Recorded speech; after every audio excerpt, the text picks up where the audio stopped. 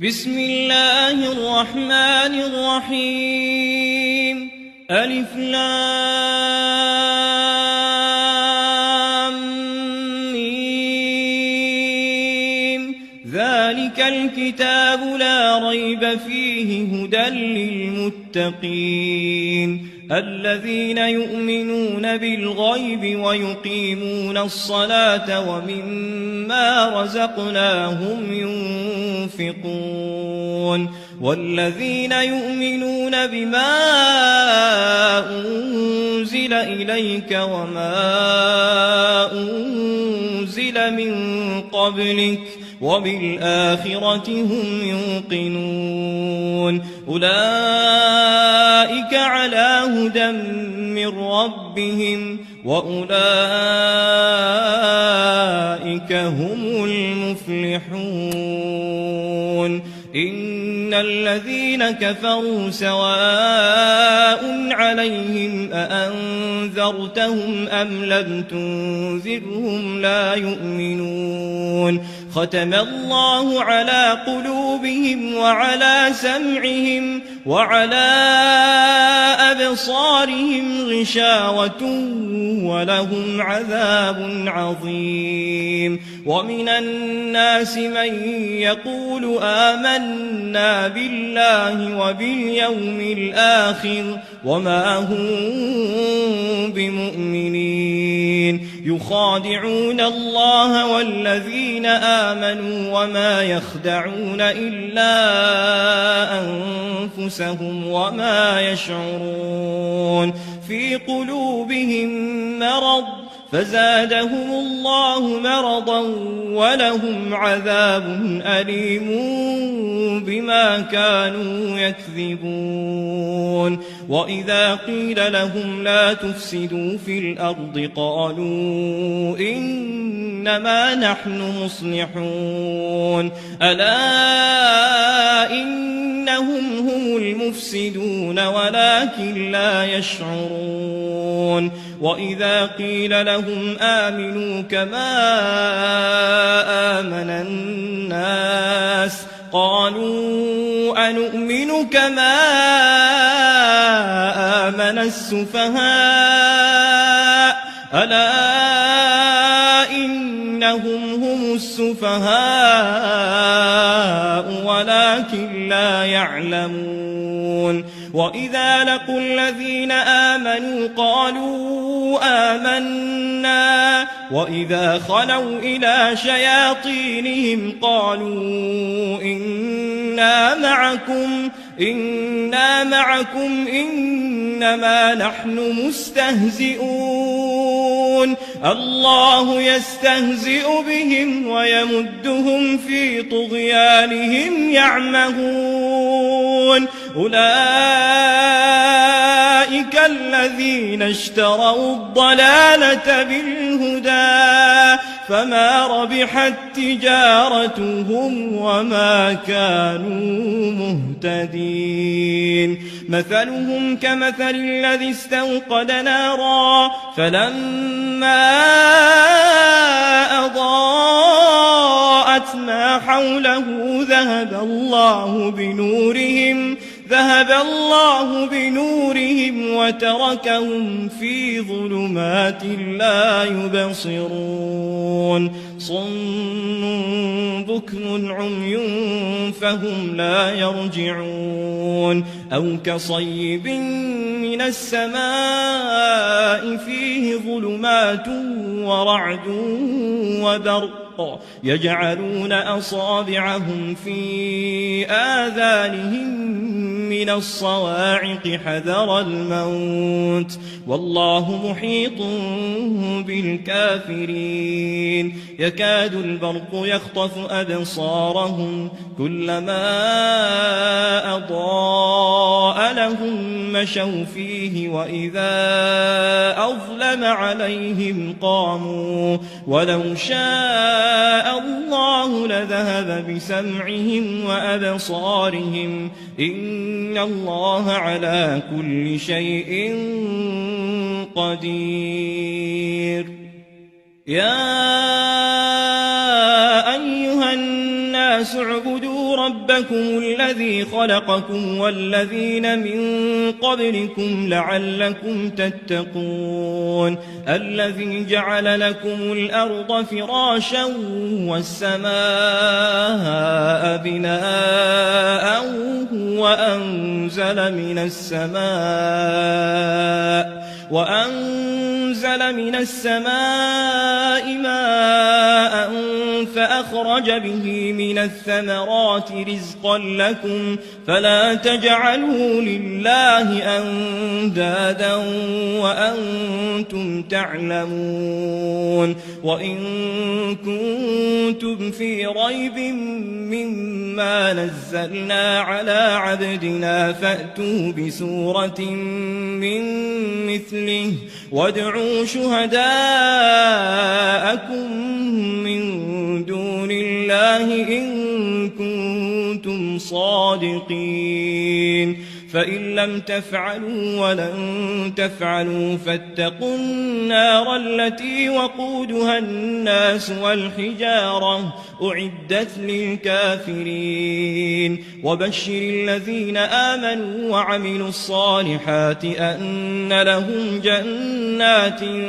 تجري من تحتها الأنهار كلما رزقوا منها من ثمرة رزقا قالوا هذا الذي رزقنا من قبل وأتوا به متشابها ولهم فيها أزواج مطهرة وهم فيها خالدون إن الله لا يستحيي أن يضرب مثلا ما بعوضة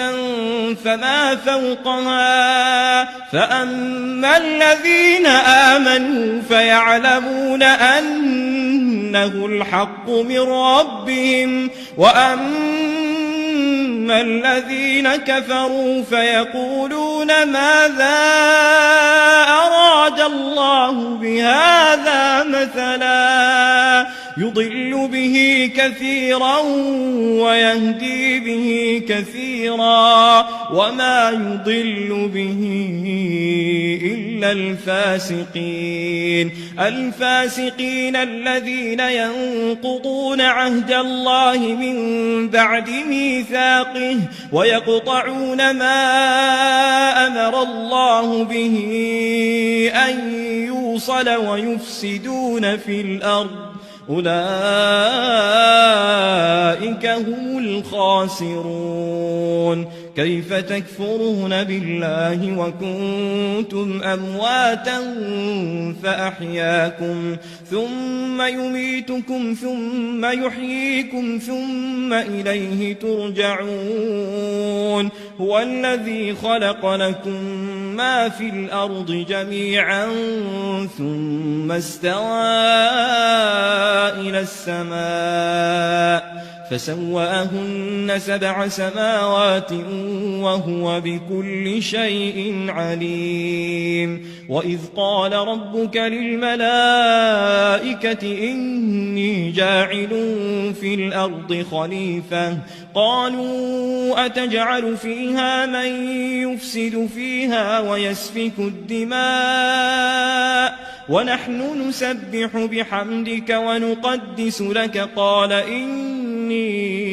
أعلم ما لا تعلمون وعلم آدم الأسماء كلها ثم عرضهم على الملائكة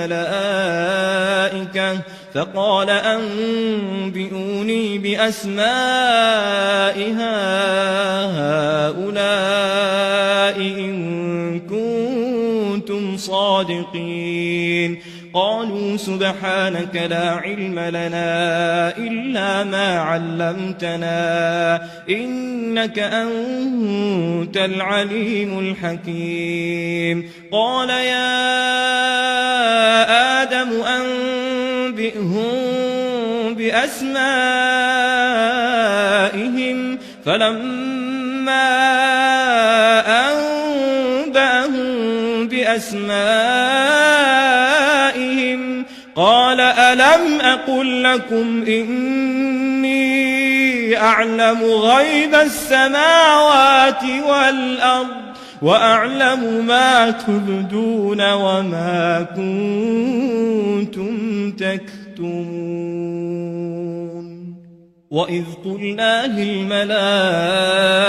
اسجدوا لآدم فسجدوا إلا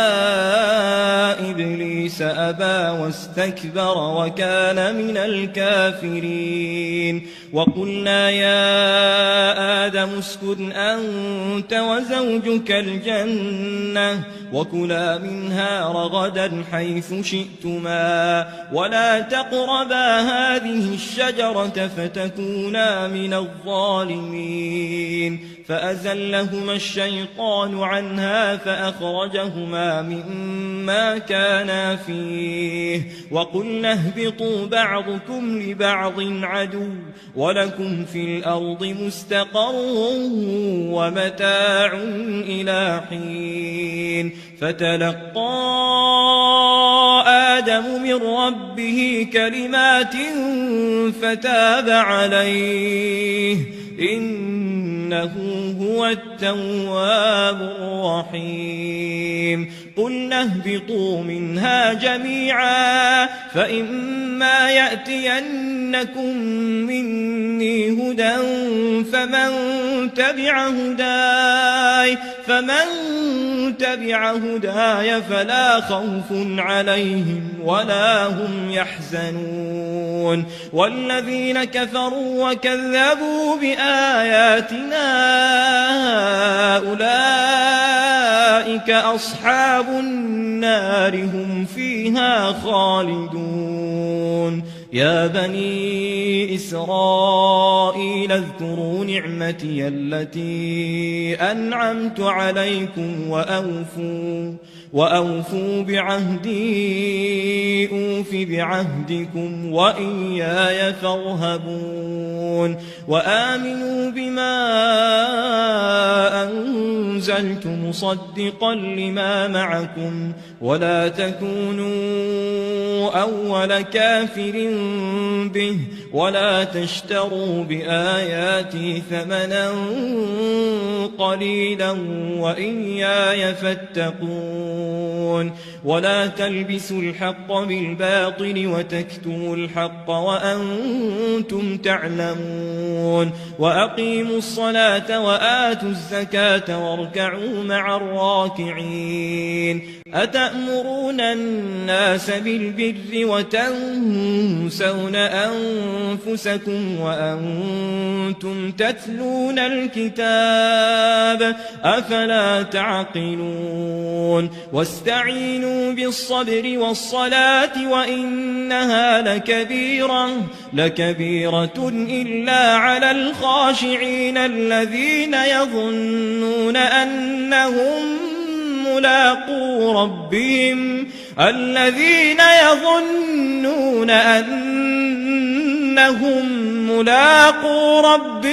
وأنهم إليه راجعون يا بني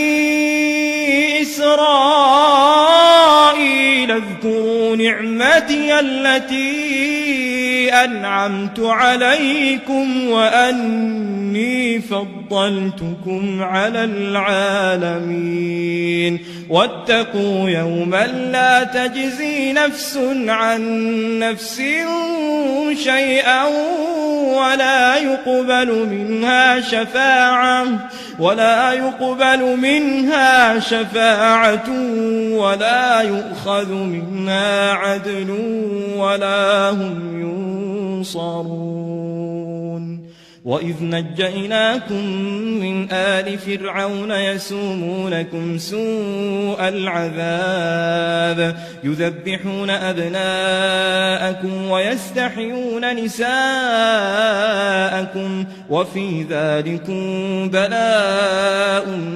من ربكم عظيم وإذ فرقنا بكم البحر فأنجيناكم وأغرقنا آل فرعون وأنتم تنظرون وإذ واعدنا موسى 40 ليلة 40 ليلة ثم اتخذتم العجل من بعده وأنتم ظالمون ثم عفونا عنكم من بعد ذلك لعلكم تشكرون وإذ آتينا موسى الكتاب والفرقان لعلكم تهتدون وإذ قال موسى لقومه يا قوم إنكم ظلمتم أنفسكم باتخاذكم العجل فتوبوا إلى بارئكم فاقتلوا أنفسكم ذلكم خير لكم عند بارئكم فتاب عليكم إنه هو التواب الرحيم وإذ قلتم يا موسى لن نؤمن لك حتى نرى الله جهرا فأخذتكم الصاعقة وأنتم تنظرون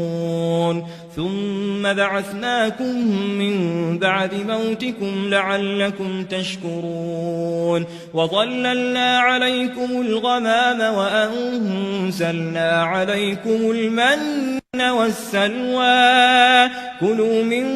طيبات ما رزقناكم وما ظلمونا ولكن كانوا أنفسهم يظلمون وإذ قلنا ادخلوا هذه القرية فكلوا منها حيث شئتم رغدا وادخلوا الباب سجدا وقولوا حطة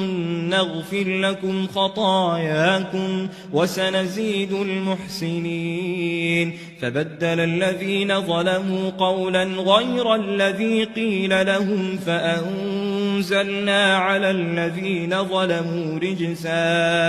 رجزا من السماء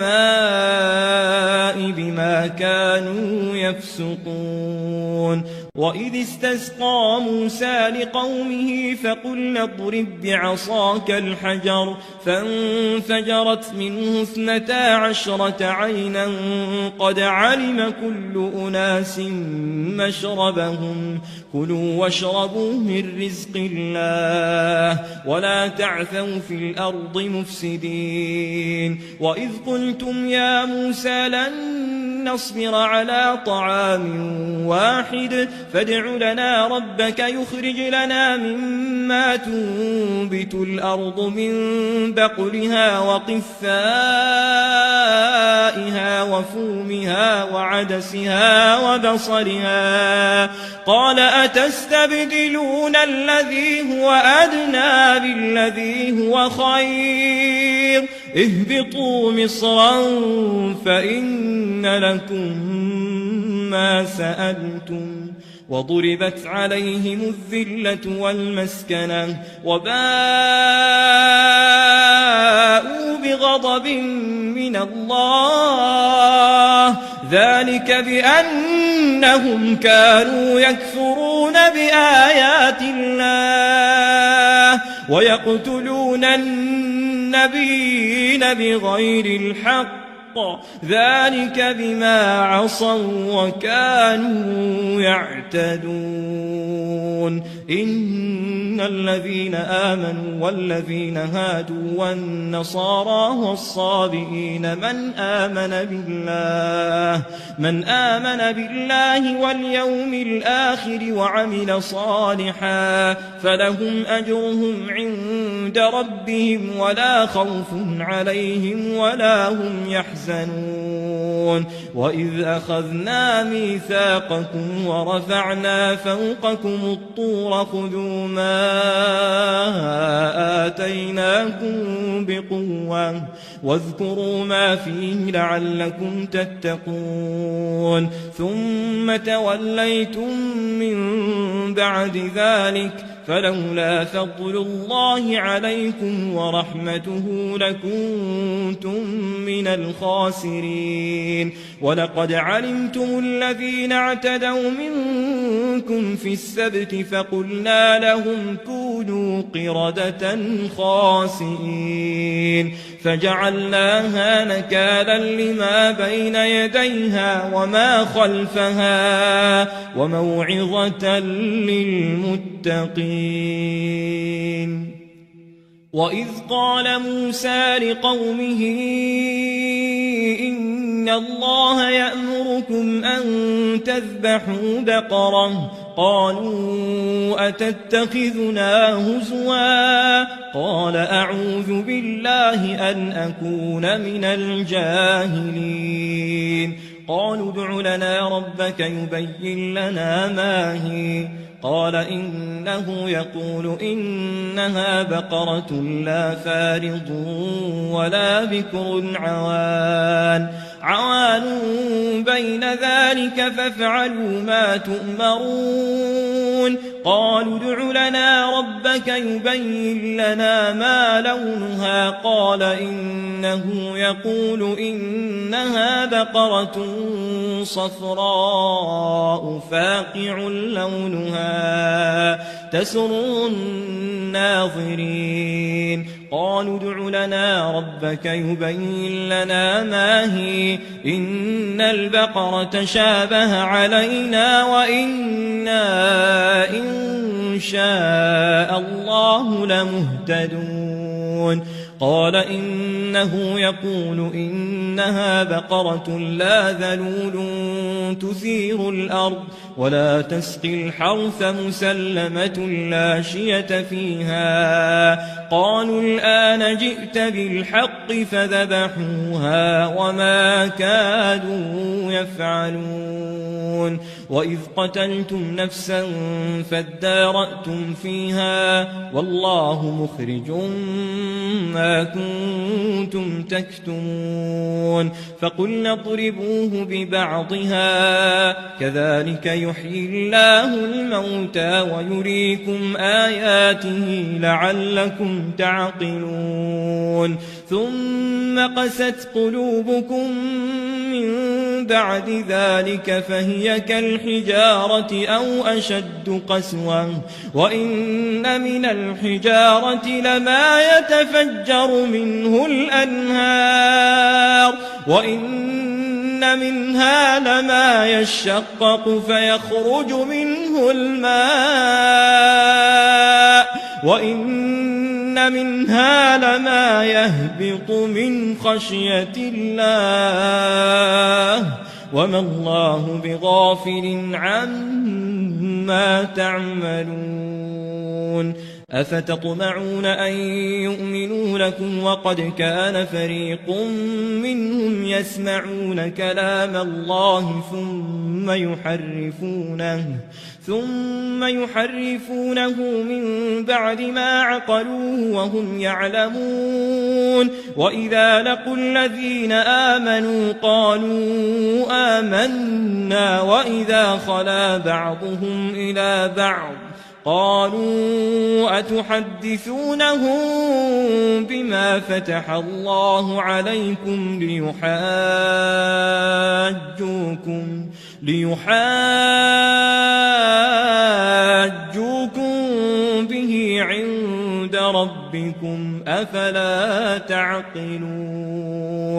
أولا يعلمون أن الله يعلم ما يسرون وما يعلنون ومنهم أميون لا يعلمون الكتاب إلا أماني وإن هم إلا يظنون فويل للذين يكتبون الكتاب بأيديهم ثم يقولون هذا من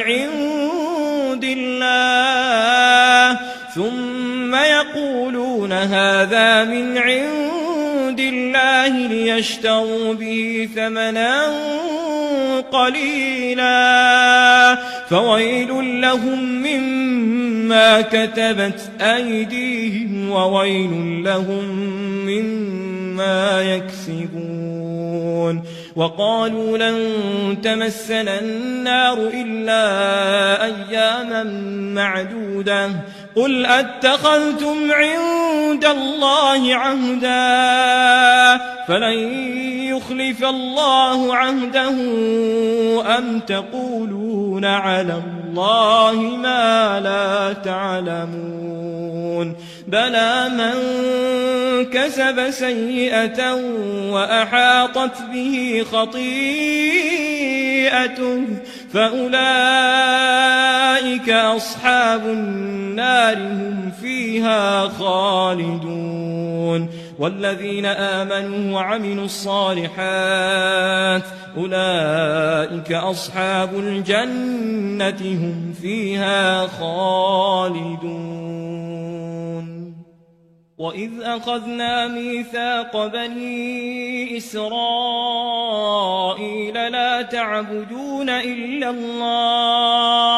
لا تعبدون إلا الله وبالوالدين إحسانا وذي القربى واليتامى والمساكين وقولوا للناس حسنا وأقيموا الصلاة وآتوا الزكاة ثم توليتم إلا قليلا منكم وأنتم معرضون وإذ أخذنا ميثاقكم لا تسفكون دماءكم ولا تخرجون أنفسكم من دياركم ثم أقررتم وأنتم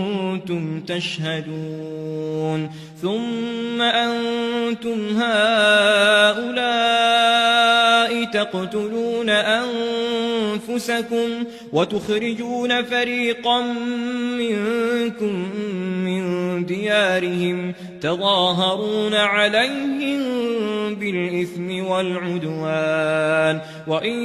يأتوكم أسارى تفادوهم وهو محرم عليكم إخراجهم أفتؤمنون ببعض الكتاب وتكفرون ببعض فما جزاء من يفعل ذلك منكم إلا خزي في الحياة الدنيا ويوم القيامة يردون إلى أشد العذاب وما الله بغافل عما تعملون أولئك الذين اشتروا الحياة الدنيا بالآخرة فلا يخفف عنهم العذاب ولا هم ينصرون ولقد آتينا موسى الكتاب وقفينا من بعده بالرسل وآتينا عيسى ابن مريم البينات وأيدناه بروح القدس أفكلما جاءكم رسول بما لا تهوى أنفسكم استكبرتم ففريقا كذبتم وفريقا تقتلون وقالوا قلوبنا غلف بل لعنهم الله بكفرهم فقليلا ما يؤمنون ولما جاءهم كتاب من عند الله مصدق لما معهم وكانوا من قبل يستفتحون على الذين كفروا فلما جاءهم ما عرفوا كفروا به فلعنة الله على الكافرين بئس ما اشتروا به أنفسهم أن يكفروا بما أنزل الله بغيا أن ينزل الله من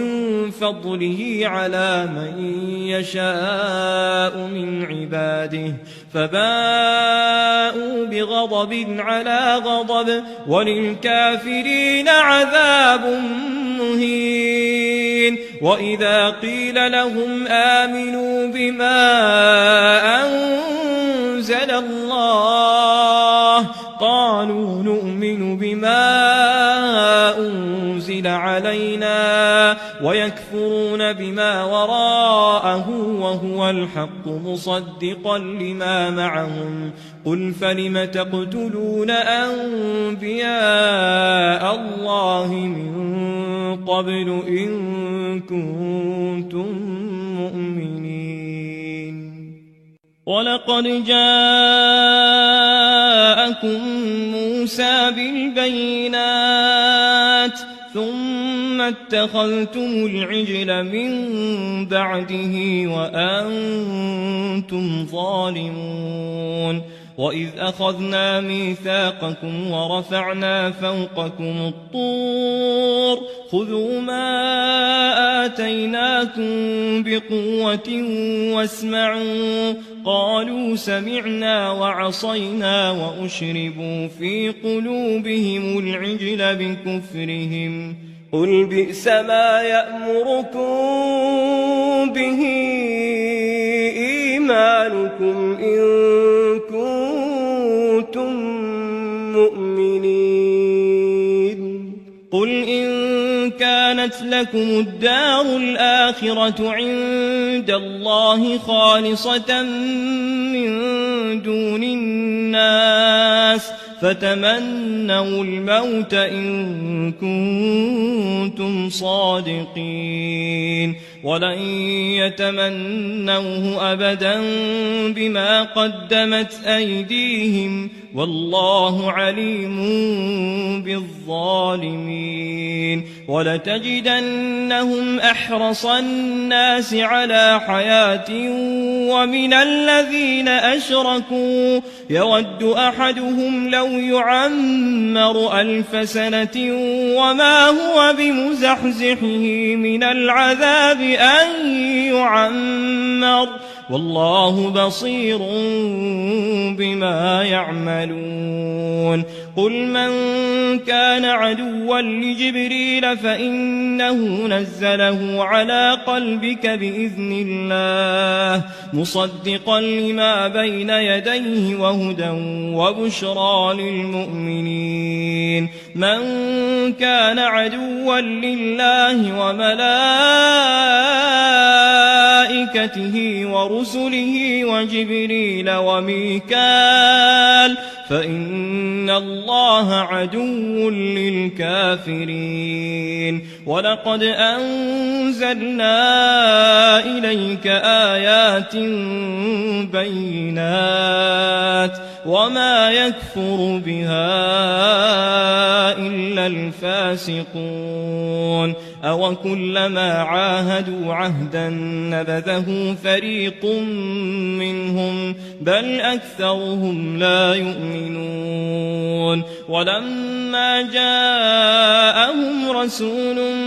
من عند الله مصدق لما معهم نبذ فريق من الذين أوتوا الكتاب كتاب الله وراء ظهورهم كأنهم لا يعلمون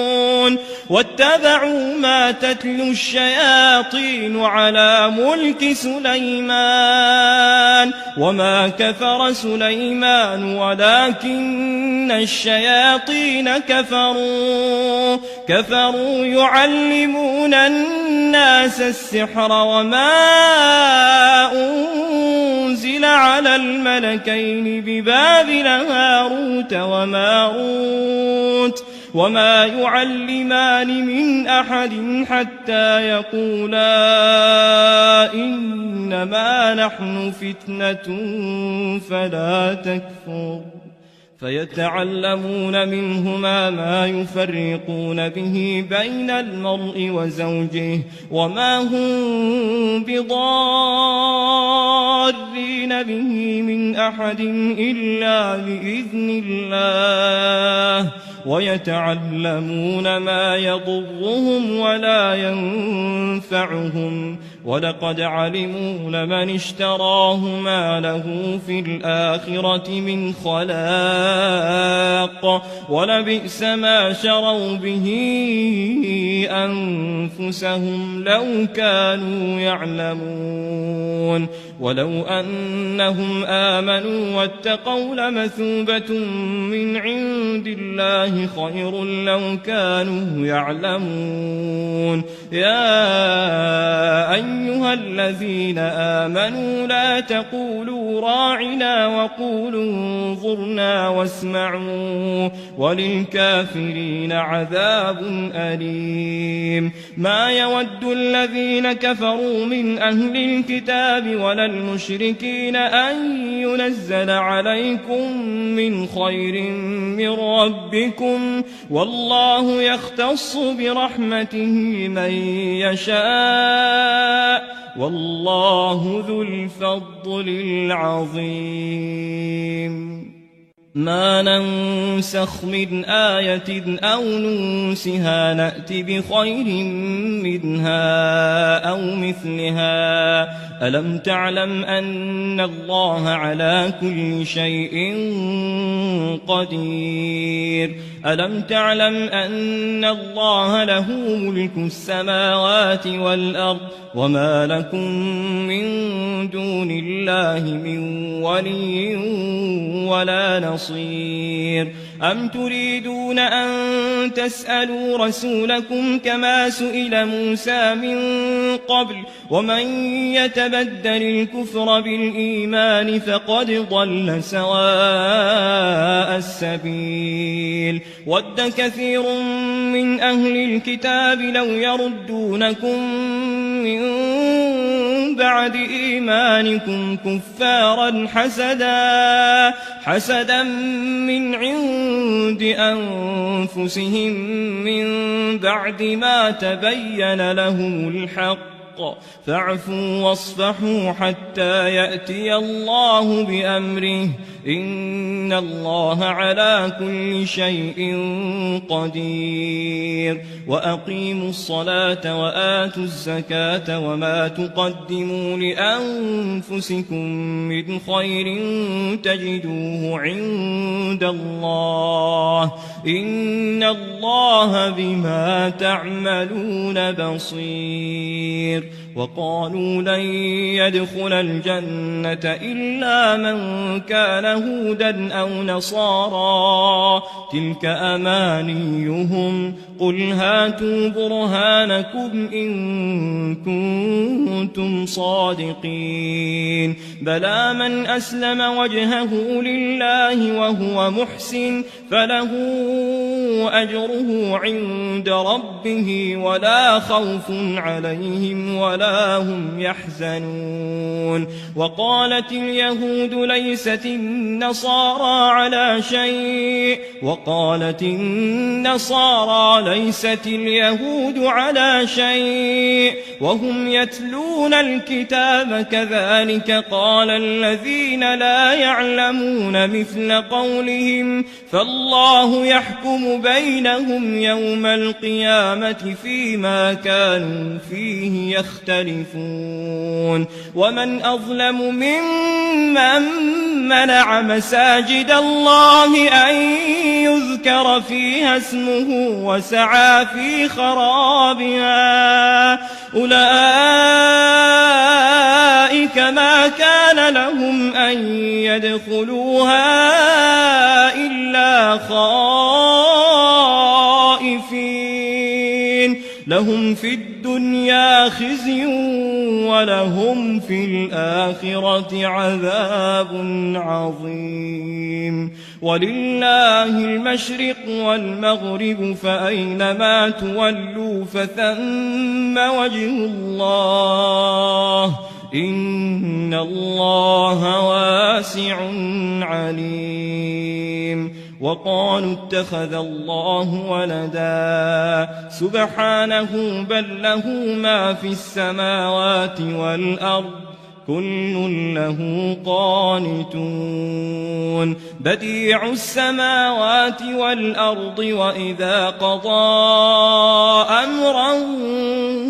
فإنما يقول له كن فيكون وقال الذين لا يعلمون لولا يكلمنا الله أو تأتينا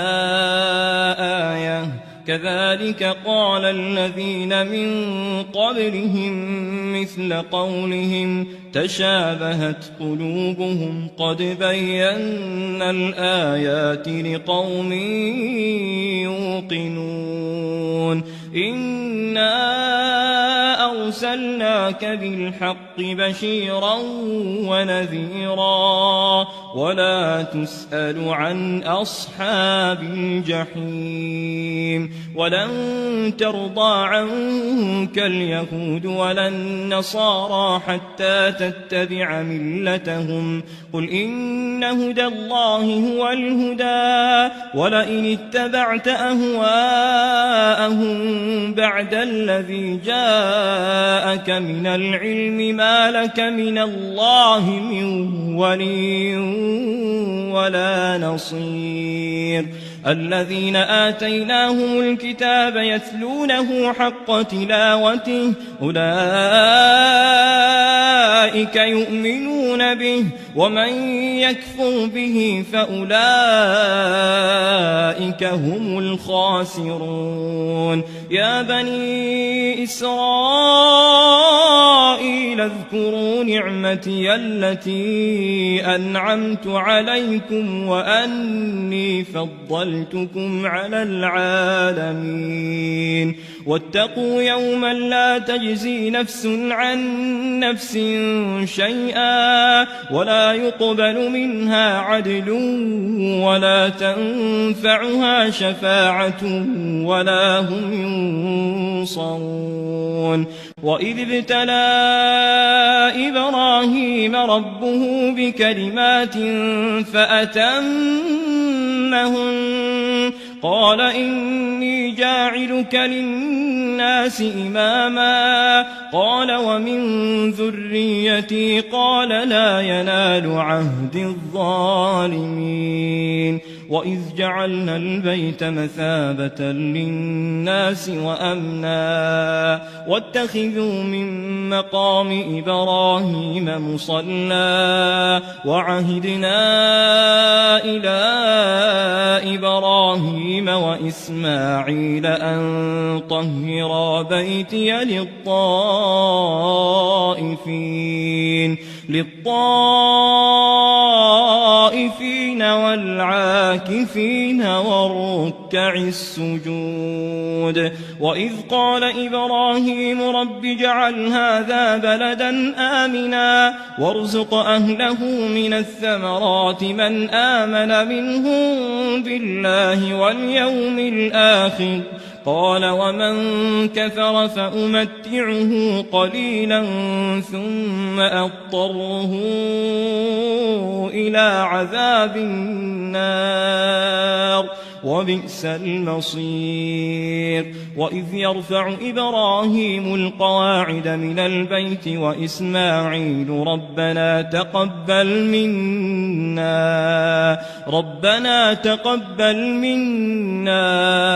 إنك أنت السميع العليم ربنا وجعلنا مسلمين لك ومن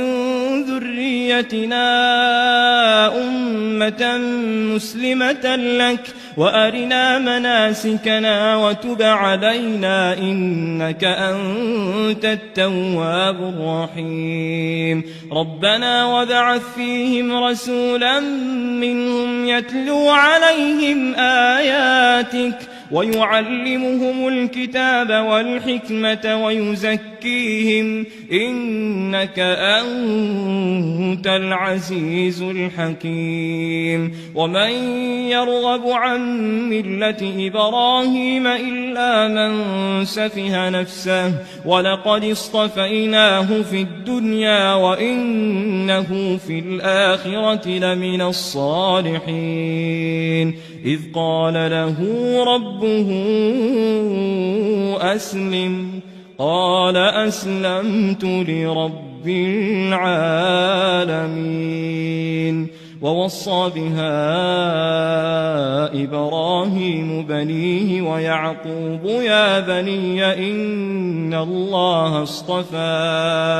إن الله اصطفى لكم الدين فلا تموتن إلا وأنتم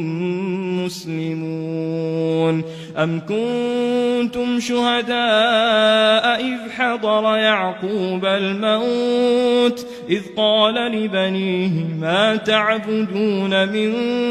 بعدي قالوا نعبد إلهك وإله آبائك إبراهيم وإسماعيل وإسحاق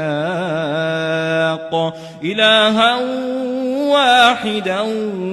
ونحن له مسلمون تلك أمة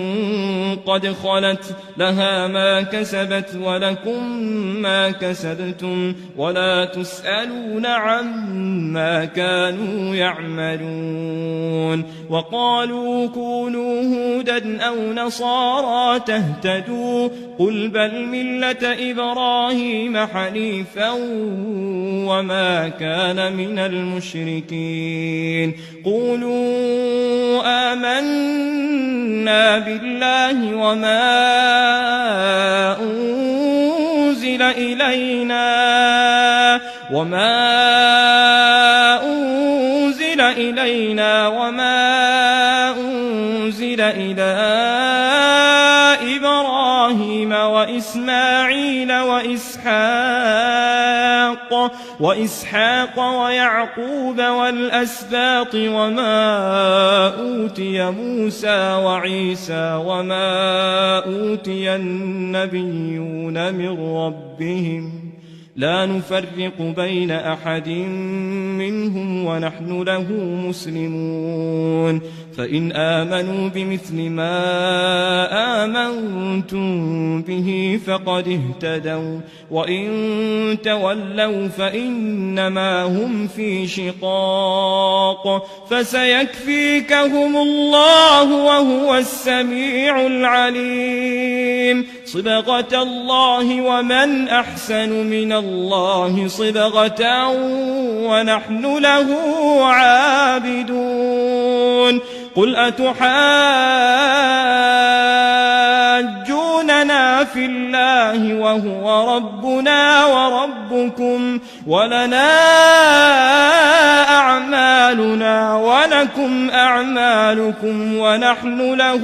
مخلصون أم تقولون إن إبراهيم وإسماعيل وإسحاق ويعقوب والأسباط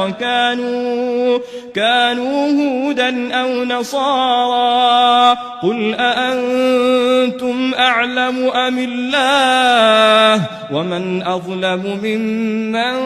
كتم شهادة عنده من الله وما الله بغافل عما تعملون تلك أمة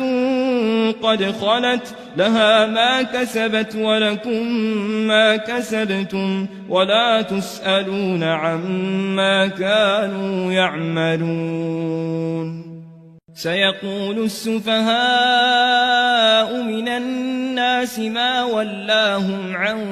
قبلتهم التي كانوا عليها قل لله المشرق والمغرب يهدي من يشاء إلى صراط مستقيم وكذلك جعلناكم أمة وسطا لتكونوا شهداء على الناس ويكون الرسول عليكم شهيدا وما جعلنا القبلة التي كنت عليها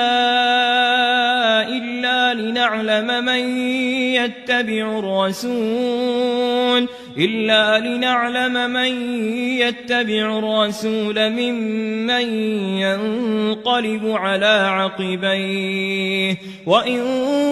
كانت لكبيرة إلا على الذين هدى الله وما كان الله ليضيع إيمانكم إن الله بالناس لرءوف رحيم قد نرى تقلب وجهك في السماء فلنولينك قبلة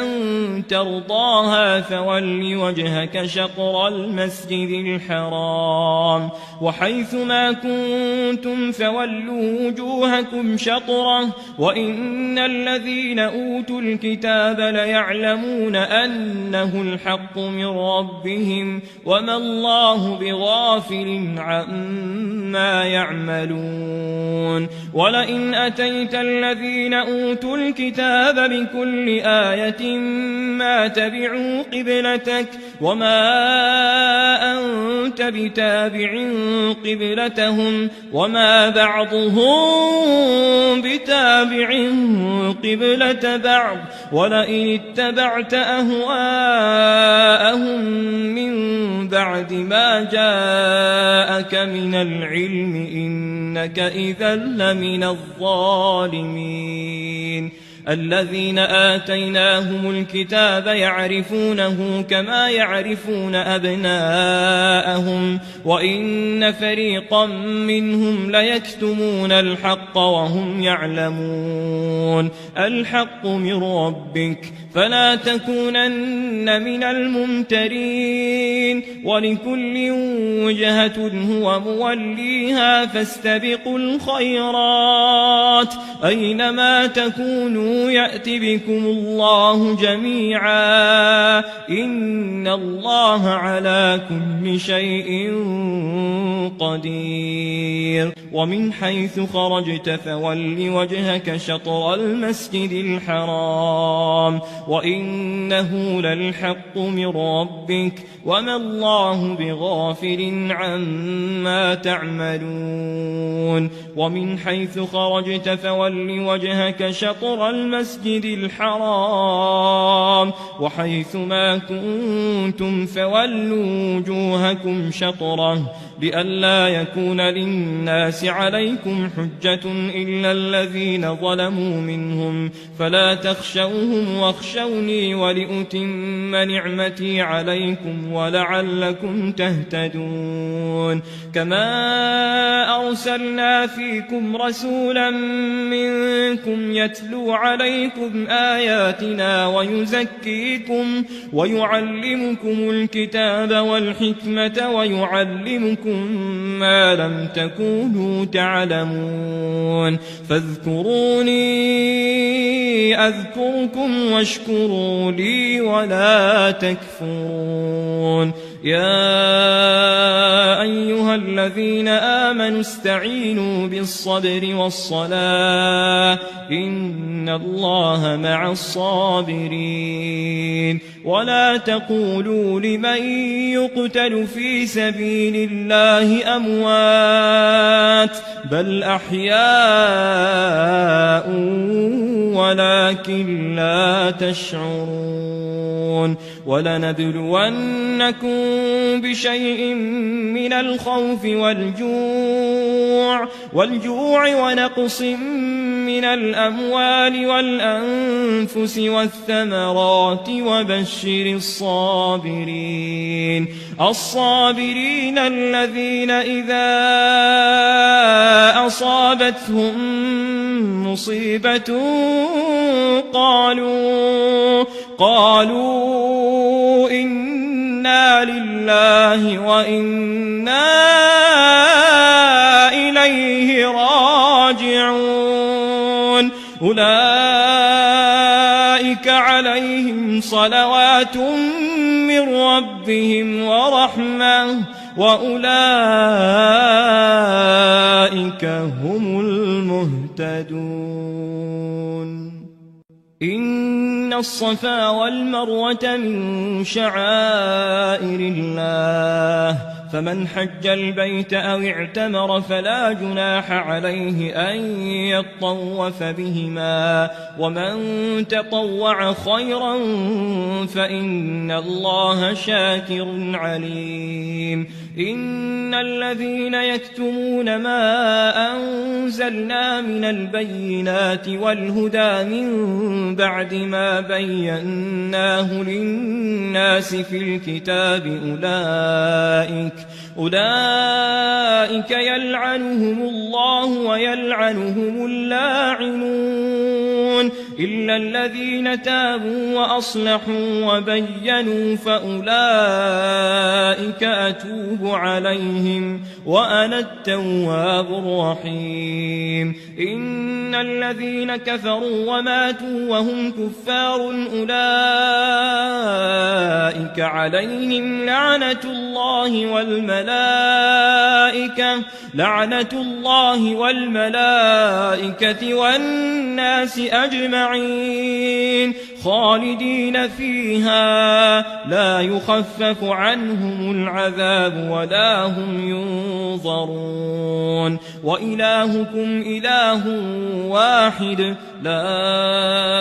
إله إلا هو الرحمن الرحيم إن في خلق السماوات والأرض واختلاف الليل والنهار والفلك التي تجري في البحر بما ينفع الناس وما أنزل الله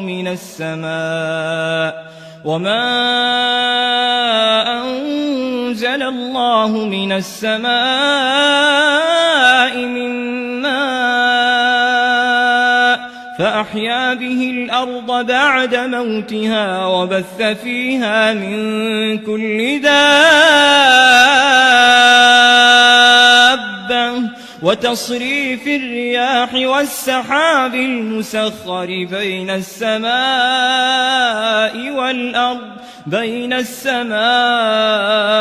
والأرض لآيات لقوم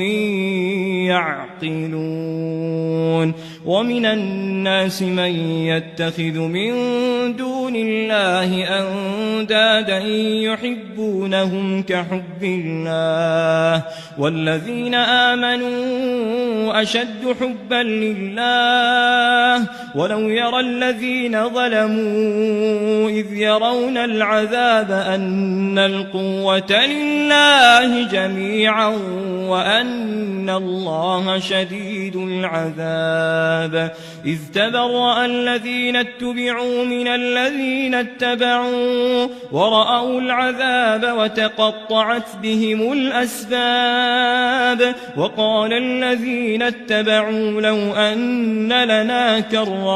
لو أن لنا كرة فنتبرأ منهم كما تبرؤوا منا كذلك يريهم الله أعمالهم حسرات عليهم وما هم بخارجين من النار يا أيها الناس كلوا مما في الأرض حلالا طيبا ولا تتبعوا خطوات الشيطان إنه لكم عدو مبين إنما يأمركم بالسوء والفحشاء وأن تقولوا على الله ما لا تعلمون وإذا قيل لهم اتبعوا ما أنزل الله قالوا بل نتبع ما ألفينا عليه آباءنا أولو كان آباؤهم لا يعقلون شيئا ولا يهتدون ومثل الذين كفروا كمثل الذي ينعق بما لا يسمع إلا دعاء ونداء صم بكم عمي فهم لا يعقلون يا أيها الذين آمنوا كلوا من طيبات ما رزقناكم واشكروا لله إن كنتم إياه تعبدون تعبدون إنما حرم عليكم الميتة والدم ولحم الخنزير وما أهل به لغير الله فمن اضطر غير باغ ولا عاد فلا إثم عليه إن الله غفور رحيم إن الذين يكتمون ما أنزل الله من الكتاب ويشترون به ثمنا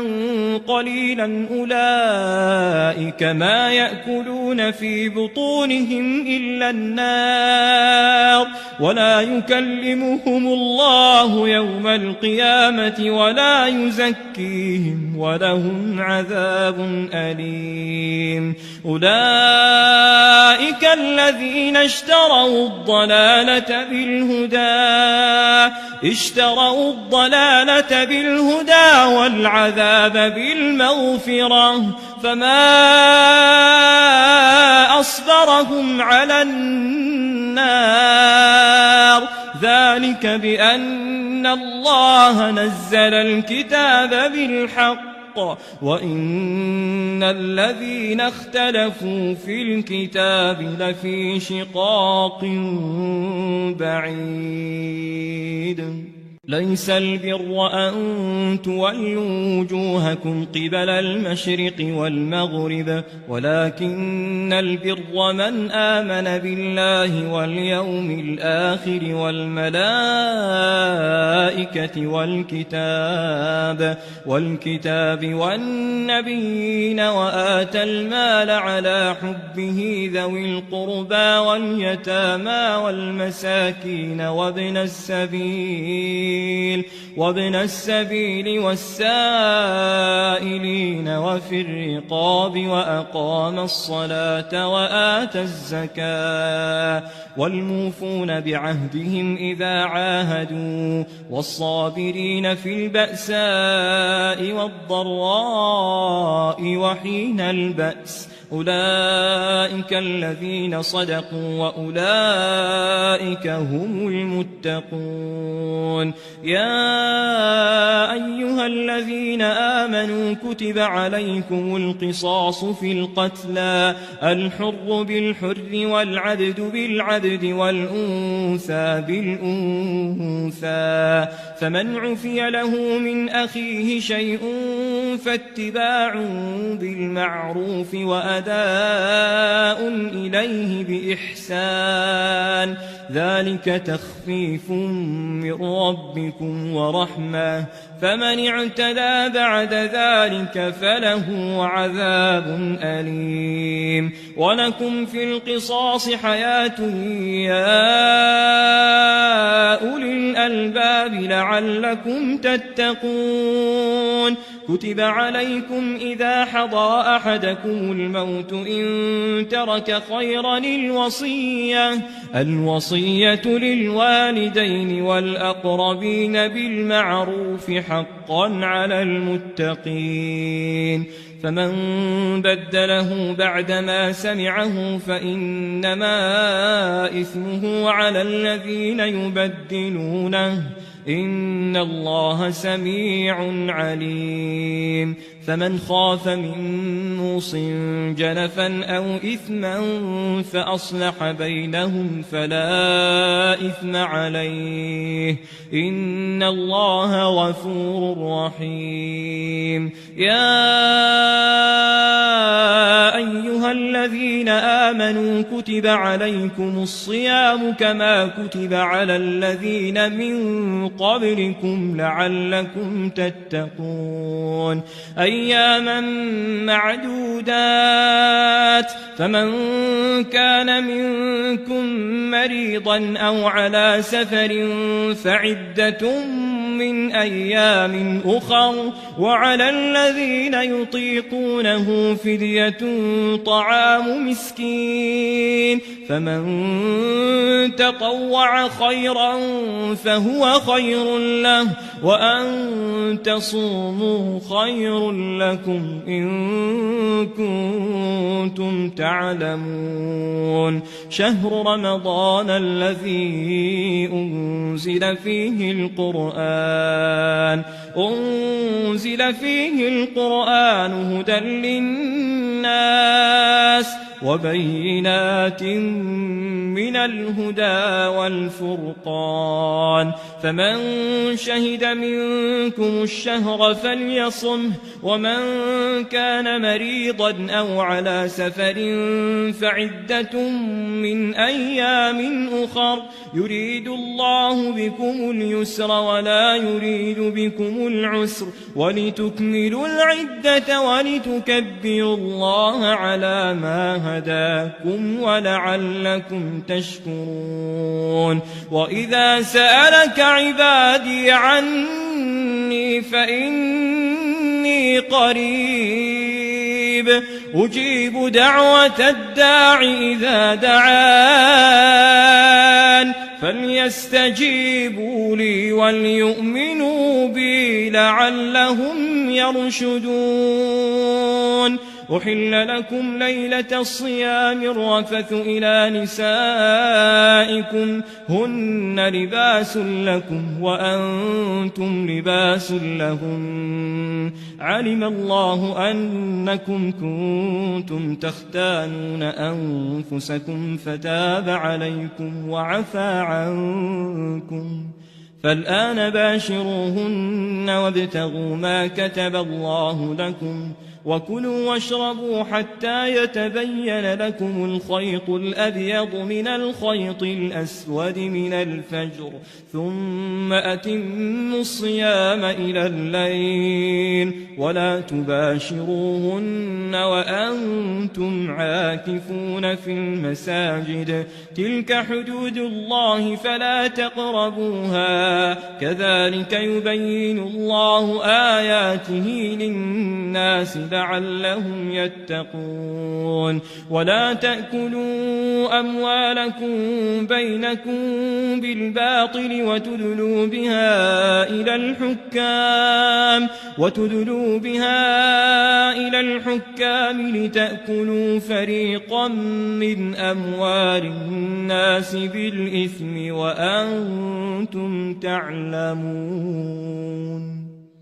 يسألونك عن الأهلة قل هي مواقيت للناس والحج وليس البر بأن تأتوا البيوت من ظهورها ولكن البر من اتقى وأتوا البيوت من أبوابها واتقوا الله لعلكم تفلحون وقاتلوا في سبيل الله الذين يقاتلونكم ولا تعتدوا إن الله لا يحب المعتدين واقتلوهم حيث ثقفتموهم وأخرجوهم من حيث أخرجوكم والفتنة أشد من القتل ولا تقاتلوهم عند المسجد الحرام حتى يقاتلوكم فيه فإن قاتلوكم فاقتلوهم كذلك جزاء الكافرين فإن انتهوا فإن الله غفور رحيم وقاتلوهم حتى لا تكون فتنة ويكون الدين لله فإن انتهوا فلا عدوان إلا على الظالمين الشهر الحرام بالشهر الحرام والحرمات قصاص فمن اعتدى عليكم فاعتدوا عليه بمثل ما اعتدى عليكم واتقوا الله واعلموا أن الله مع المتقين وأنفقوا في سبيل الله ولا تلقوا بأيديكم إلى التهلكة وأحسنوا إن الله يحب المحسنين وأتموا الحج والعمرة لله فإن أحصرتم فما استيسر من الهدي ولا تحلقوا رؤوسكم حتى يبلغ الهدي محله فمن كان منكم مريضا أو به أذى من رأسه ففدية من صيام أو صدقة أو نسك، فإذا أمنتم فمن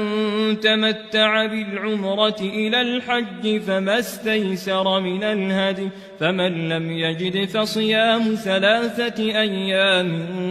في الحج و7 إذا رجعتم، تلك 10 كاملة، ذلك لمن لم يكن أهله حاضر المسجد الحرام، واتقوا الله واعلموا أن الله شديد العقاب. الحج أشهر معلومات، فمن فرض فيهن الحج فلا رفث ولا فسوق ولا جدال في الحج، وما تفعلوا من خير يعلمه الله، وتزودوا فإن خير الزاد التقوى، واتقون يا أولي الألباب. ليس عليكم جناح أن تبتغوا فضلا من ربكم، فإذا أفضتم من عرفات فاذكروا الله عند المشعر الحرام، واذكروه كما هداكم وإن كنتم من قبله لمن الضالين. ثم أفيضوا من حيث أفاض الناس واستغفروا الله، إن الله غفور رحيم. فإذا قضيتم مناسككم فاذكروا الله كذكركم آباءكم أو أشد ذكرا، فمن الناس من يقول ربنا آتنا في الدنيا وما له في الآخرة من خلاق، ومنهم من يقول ربنا آتنا في الدنيا حسنة وفي الآخرة حسنة وقنا عذاب النار. أولئك لهم نصيب مما كسبوا والله سريع الحساب. واذكروا الله في أيام معدودات، فمن تعجل في يومين فلا إثم عليه، ومن تأخر فلا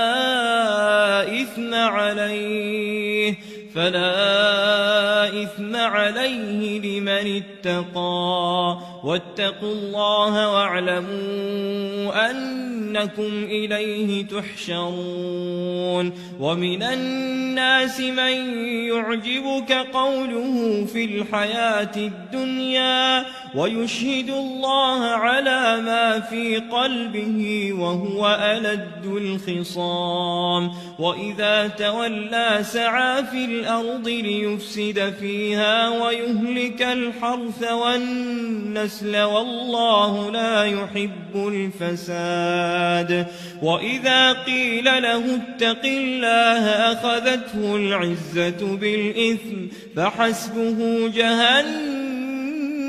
ولبئس المهاد.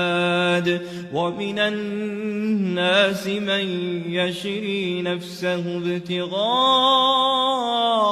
مرضات الله والله رؤوف بالعباد. يا أيها الذين آمنوا ادخلوا في السلم كافة ولا تتبعوا خطوات الشيطان إنه لكم عدو مبين. فإن زللتم من بعد ما جاءتكم البينات فاعلموا أن الله عزيز حكيم. هل ينظرون إلا أن يأتيهم الله في ظلل من الغمام والملائكة وقضي الأمر وإلى الله ترجع الأمور.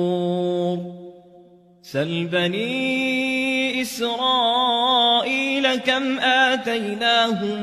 من آية بينة ومن يبدل نعمة الله من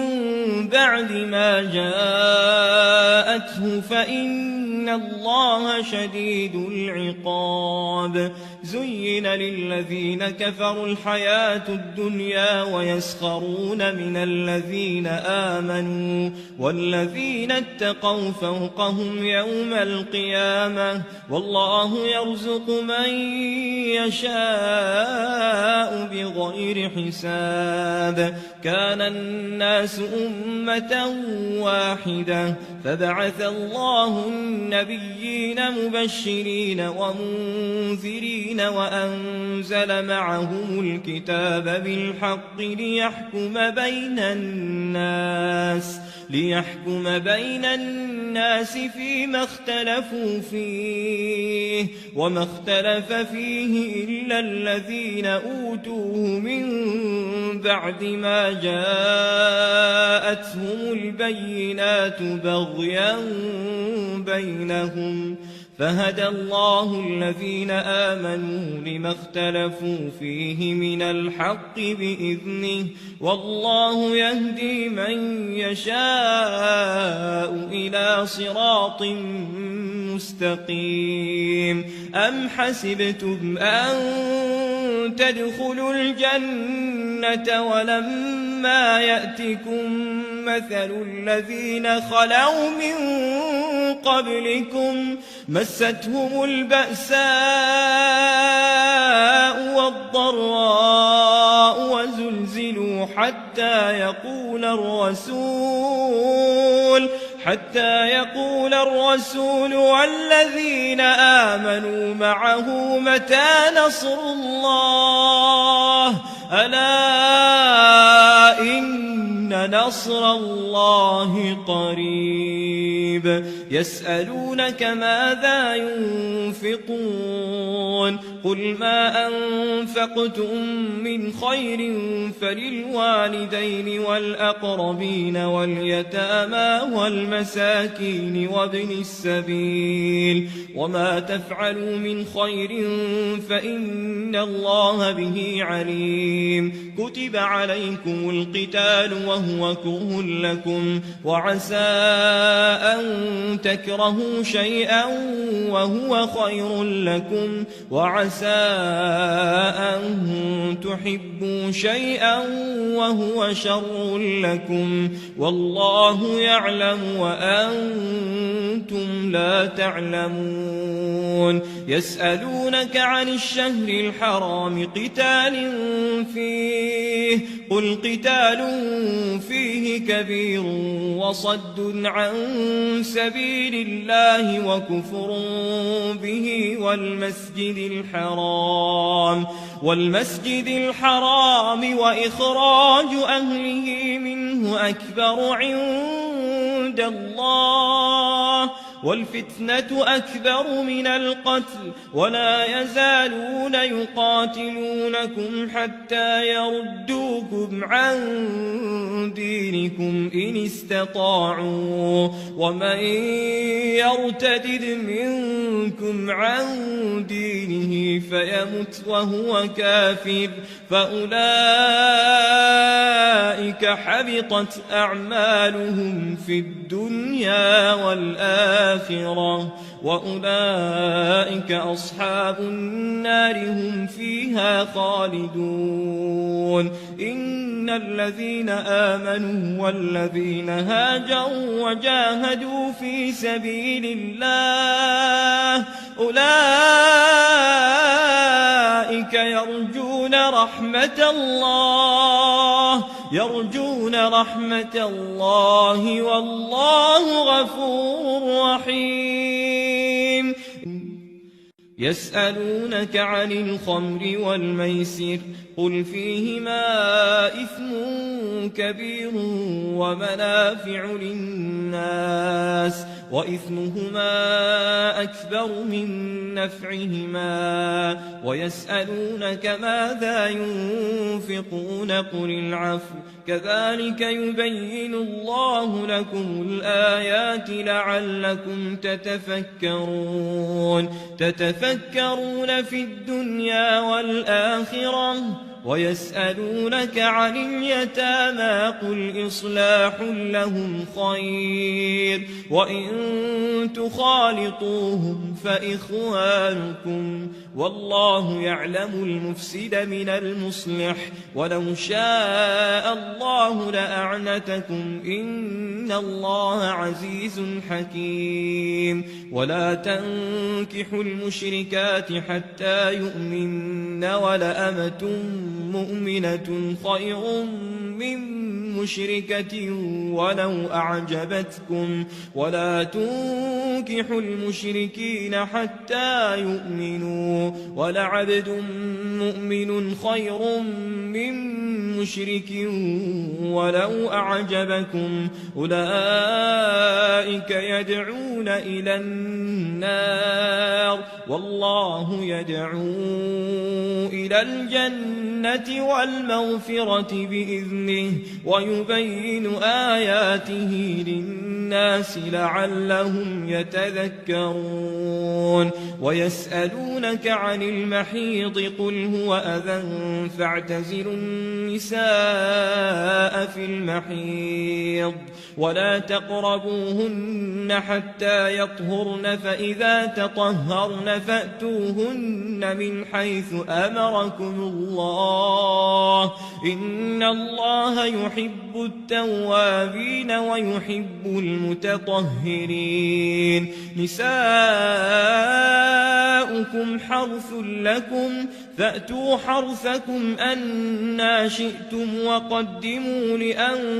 لأنفسكم واتقوا الله واعلموا أنكم ملاقوه وبشر المؤمنين ولا تجعلوا الله عرضة لأيمانكم أن تبروا وتتقوا وتصلحوا بين الناس والله سميع عليم لا يؤاخذكم الله باللغو في أيمانكم ولكن يؤاخذكم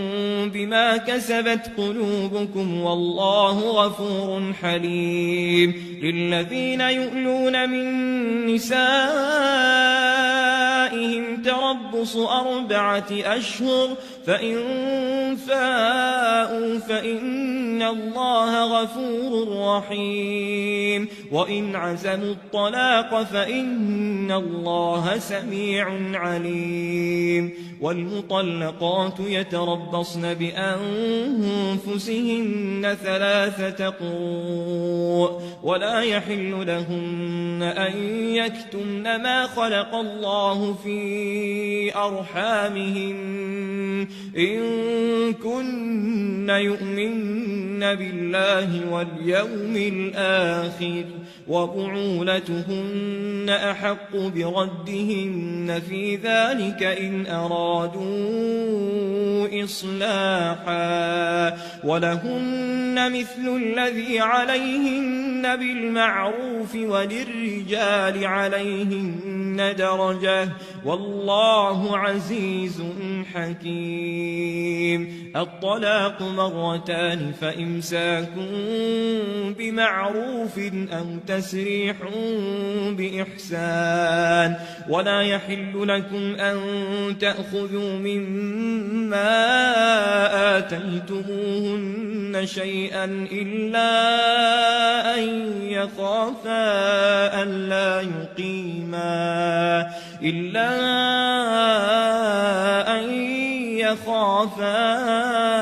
ألا يقيما حدود الله فإن خفتم ألا يقيما حدود الله فلا جناح عليهما فيما افتدت به تلك حدود الله فلا تعتدوها ومن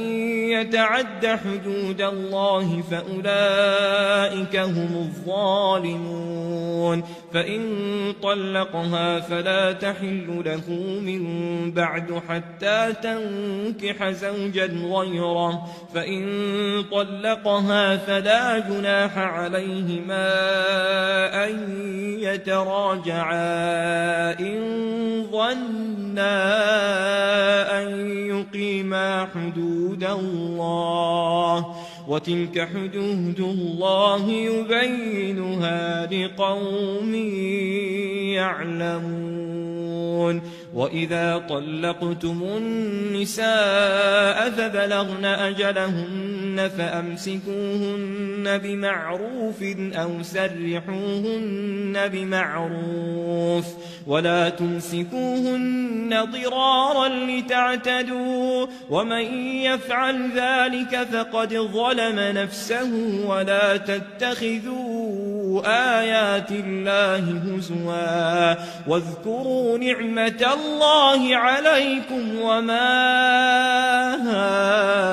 أنزل عليكم من الكتاب والحكمة يعظكم به واتقوا الله واعلموا أن الله بكل شيء عليم وإذا طلقتم النساء فبلغن أجلهن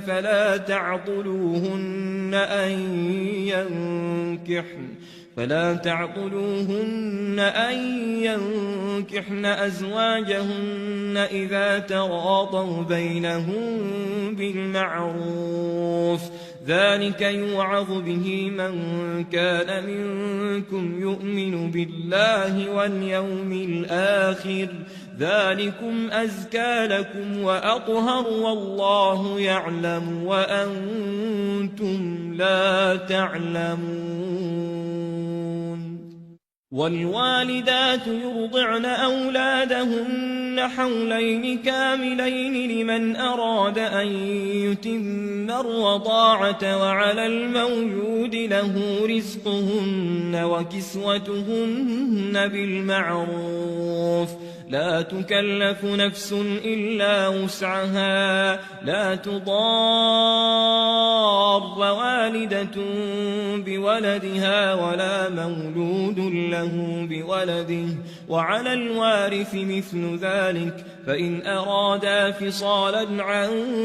تراض منهما وتشاور فلا جناح عليهما وإن أردتم أن تسترضعوا أولادكم فلا جناح عليكم إذا سلمتم ما آتيتم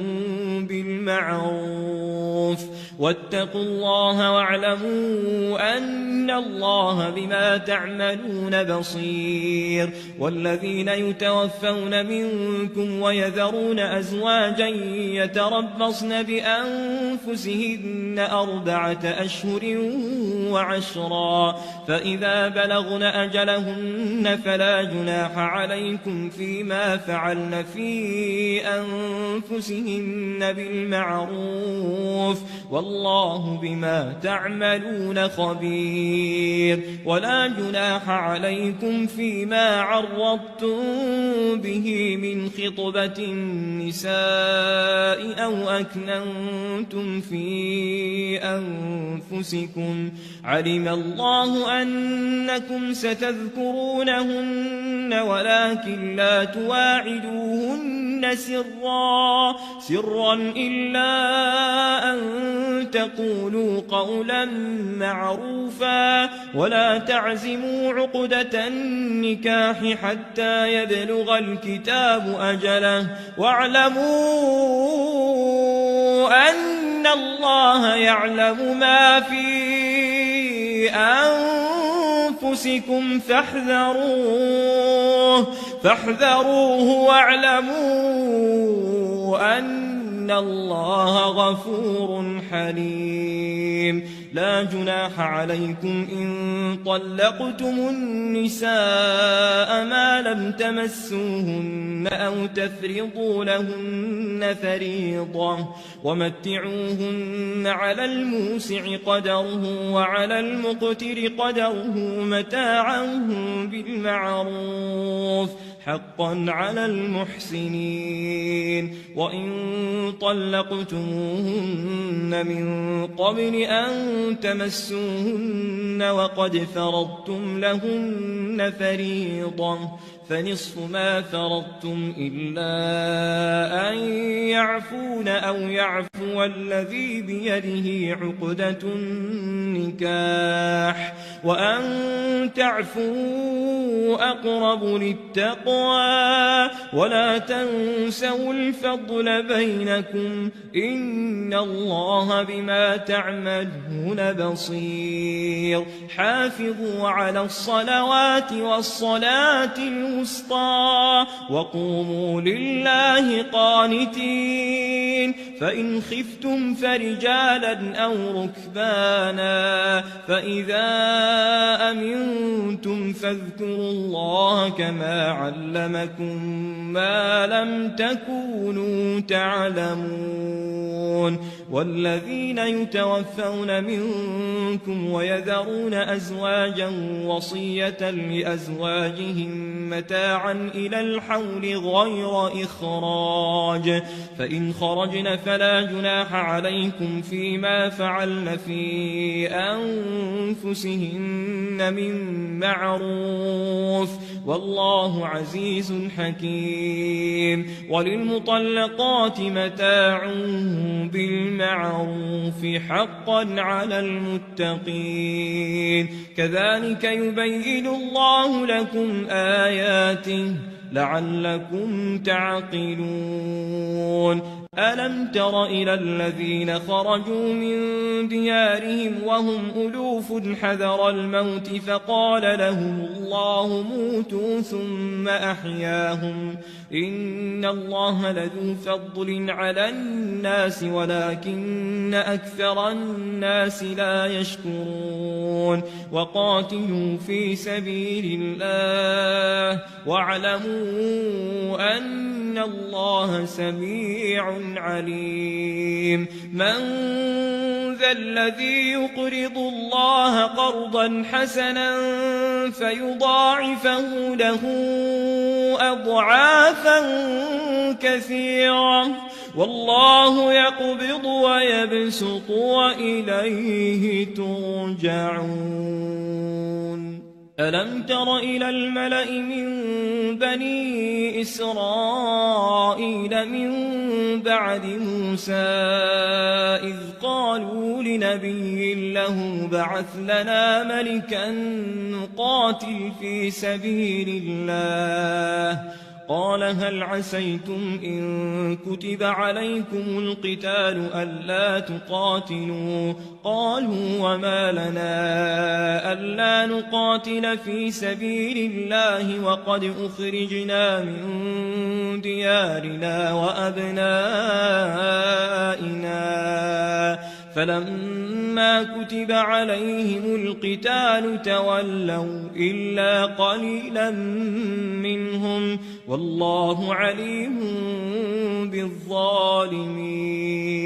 وقال لهم نبيهم إن الله قد بعث لكم طالوت ملكا قالوا أنى يكون له الملك علينا ونحن أحق بالملك منه ولم يؤت سعة من المال قال إن الله اصطفاه عليكم وزاده بسطة في العلم والجسم والله يؤتي ملكه من يشاء والله واسع عليم وقال لهم نبيهم إن آية ملكه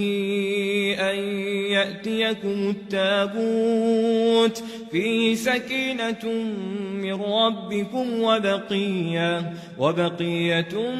مما مما ترك آل موسى وآل هارون تحمله الملائكة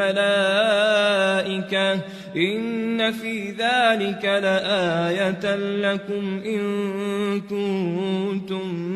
مؤمنين فلما فصل طالوت بالجنود قال إن الله مبتليكم بنهر فمن شرب منه فليس مني ومن لم يطعمه فإنه مني إلا من اغترف غرفة بيده فشربوا منه إلا قليلا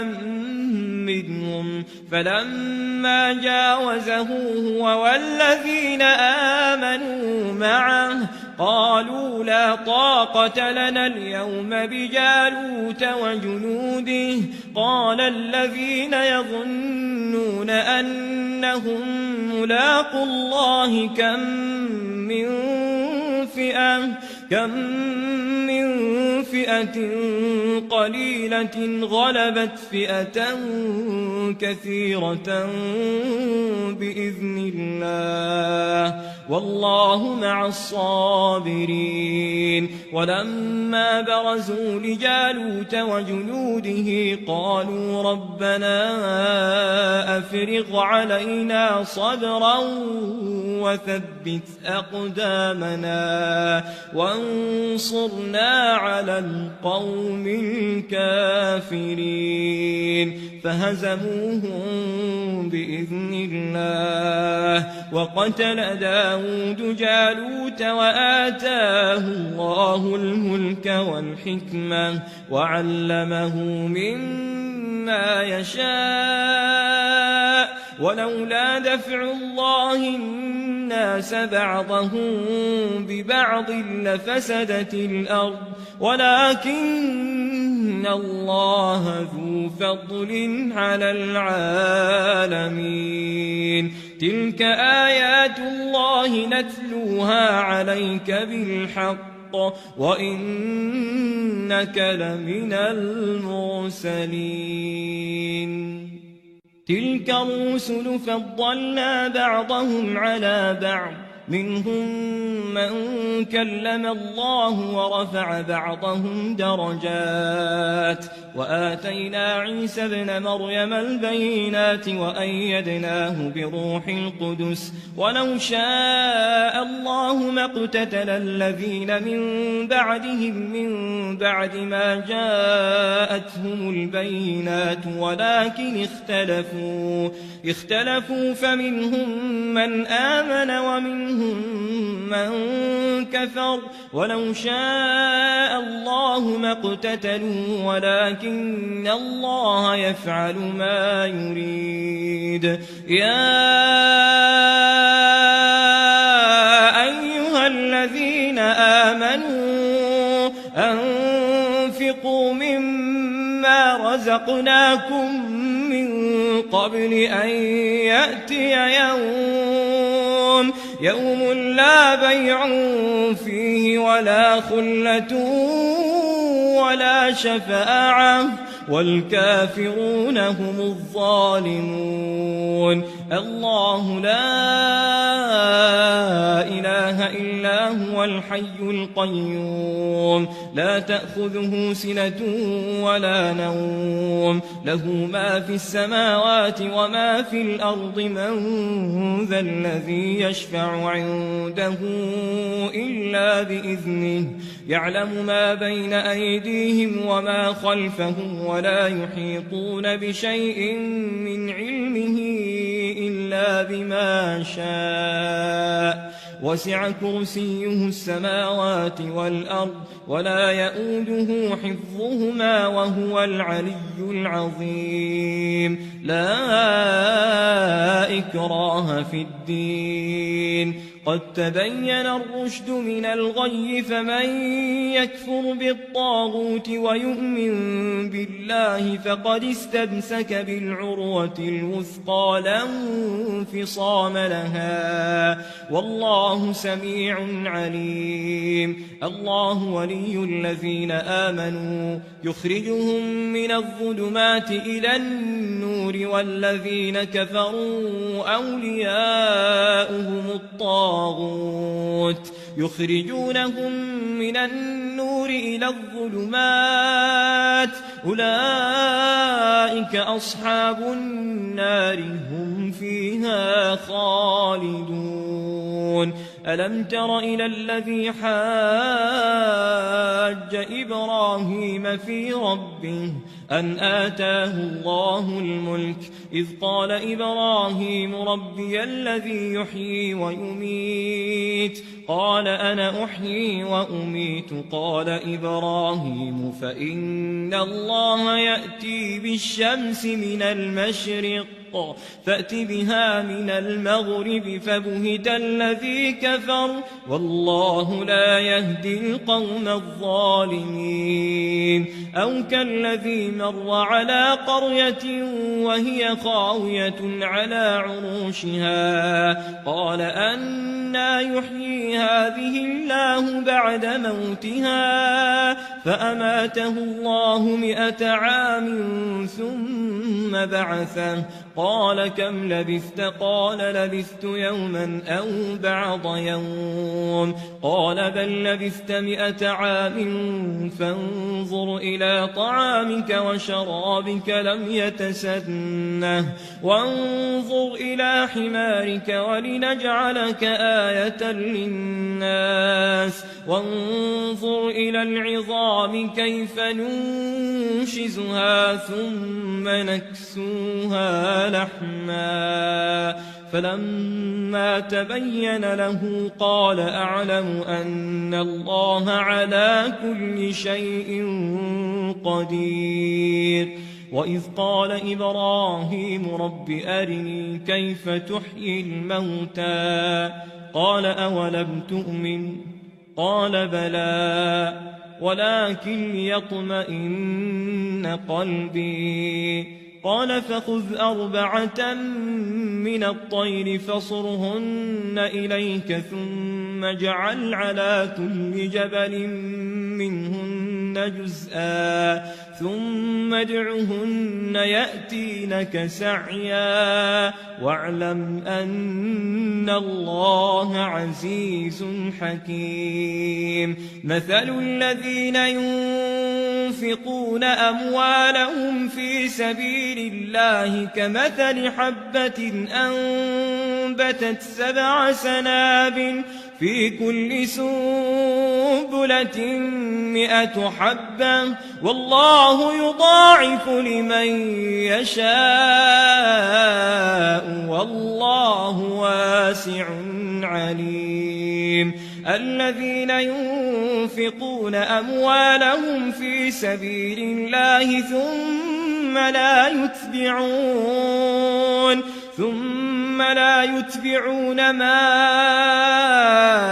أنفقوا منا ولا أذى لهم أجرهم عند ربهم ولا خوف عليهم ولا هم يحزنون قول معروف ومغفرة خير من صدقة يتبعها أذى والله غني حليم يا أيها الذين آمنوا لا تبطلوا صدقاتكم بالمن والأذى كالذي ينفق ماله رئاء الناس ولا يؤمن بالله واليوم الآخر فمثله كمثل صفوان عليه تراب فأصابه وابل فتركه صلدا لا يقدرون على شيء مما كسبوا والله لا يهدي القوم الكافرين ومثل الذين ينفقون أموالهم ابتغاء مرضات الله وتثبيتا من أنفسهم كمثل جنة بربوة أصابها وابل فآتت أكلها ضعفين فإن لم يصبها وابل فطل والله بما تعملون بصير أيود أحدكم أن تكون له جنة من نخيل وأعناب تجري من تحتها الأنهار له فيها من كل الثمرات وأصابه الكبر وله ذرية ضعفاء فأصابها إعصار فيه نار فاحترقت كذلك يبين الله لكم الآيات لعلكم تتفكرون يا أيها الذين آمنوا أنفقوا من طيبات ما كسبتم ومما أخرجنا لكم من الأرض ولا تيمموا الخبيث منه تنفقون ولستم بآخذيه إلا أن تغمضوا فيه واعلموا أن الله غني حميد الشيطان يعدكم الفقر ويأمركم بالفحشاء والله يعدكم مغفرة منه وفضلا والله واسع عليم يؤتي الحكمة من يشاء ومن يؤت الحكمة فقد أوتي خيرا كثيرا وما يذكر إلا أولو الألباب وما أنفقتم من نفقة أو نذرتم من نذر فإن الله يعلمه وما للظالمين من أنصار إن تبدوا الصدقات فنعما هي وإن تخفوها وتؤتوها الفقراء فهو خير لكم ويكفر عنكم من سيئاتكم والله بما تعملون خبير ليس عليك هداهم ولكن الله يهدي من يشاء وما تنفقوا من خير فلأنفسكم وما تنفقون إلا ابتغاء وجه الله وما تنفقوا من خير يوفى إليكم وأنتم لا تظلمون للفقراء الذين أحصروا في سبيل الله لا يستطيعون ضربا في الأرض يحسبهم الجاهل أغنياء من التعفف تعرفهم بسيماهم لا يسألون الناس إلحافا وما تنفقوا من خير فإن الله به عليم الذين ينفقون أموالهم بالليل والنهار سرا وعلانية فلهم أجرهم عند ربهم ولا خوف عليهم ولا هم يحزنون الذين يأكلون الربا لا يقومون إلا كما يقوم الذي يتخبطه الشيطان من المس ذلك بأنهم قالوا إنما البيع مثل الربا وأحل الله البيع وحرم الربا فمن جاءه موعظة من ربه فانتهى فله ما سلف وأمره إلى الله ومن عاد فأولئك أصحاب النار هم فيها خالدون يمحق الله الربا ويربي الصدقات والله لا يحب كل كفار أثيم إن الذين آمنوا وعملوا الصالحات وأقاموا الصلاة وآتوا الزكاة لهم أجرهم عند ربهم ولا خوف عليهم ولا هم يحزنون يا أيها الذين آمنوا اتقوا الله وذروا ما بقي من الربا إن كنتم مؤمنين فإن لم تفعلوا فأذنوا بحرب من الله ورسوله وإن تبتم فلكم رؤوس أموالكم لا تظلمون ولا تظلمون وإن كان ذو عسرة فنظرة إلى ميسرة وأن تصدقوا خير لكم إن كنتم تعلمون واتقوا يوما ترجعون فيه إلى الله ثم توفى كل نفس ما كسبت وهم لا يظلمون يا أيها الذين آمنوا إذا تداينتم بدين إلى أجل مسمى فاكتبوه وليكتب بينكم كاتب بالعدل ولا يأب كاتب أن يكتب كما علمه الله فليكتب وليملل الذي عليه الحق وليتق الله ربه ولا يبخس منه شيئا فإن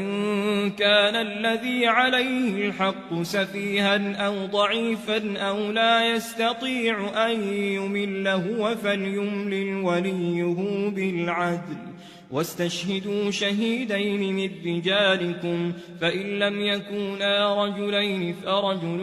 وامرأتان ممن ترضون من الشهداء أن تضل إحداهما فتذكر إحداهما الأخرى ولا يأبى الشهداء إذا ما دعوا ولا تسأموا أن تكتبوه صغيرا أو كبيرا إلى أجله ذلكم أقسط عند الله وأقوم للشهادة وأدنى ألا ترتابوا إلا أن تكون تجارة حاضرة تديرونها بينكم فليس عليكم جناح ألا تكتبوها وأشهدوا إذا تبايعتم ولا يضار كاتب ولا شهيد وإن تفعلوا فإنه فسوق بكم واتقوا الله ويعلمكم الله والله بكل شيء عليم وإن كنتم على سفر ولم تجدوا كاتبا فرهان مقبوضة فإن أمن بعضكم بعضا فليؤدي الذي اؤتمن أمانته وليتق الله ربه ولا تكتموا الشهادة ومن يكتمها فإنه آثم قلبه والله بما تعملون يعملون عليم لله ما في السماوات وما في الأرض وإن تبدوا ما في أنفسكم أو تخفوه يحاسبكم به الله فيغفر لمن يشاء ويعذب من يشاء والله على كل شيء قدير آمن الرسول بما أنزل إليه من ربه والمؤمنون كل آمن بالله وملائكته وكتبه ورسله لا نفرق بين أحد من رسله وقالوا سمعنا وأطعنا غفرانك ربنا وإليك المصير لا يكلف الله نفسا إلا وسعها لها ما كسبت وعليها ما اكتسبت ربنا لا تؤاخذنا إن نسينا أو أخطأنا ربنا ولا تحمل علينا إصرا كما حملته على الذين من قبلنا ربنا ولا تحملنا ما لا طاقة لنا به واعف عنا واغفر لنا وارحمنا أنت مولانا فانصرنا على القوم الكافرين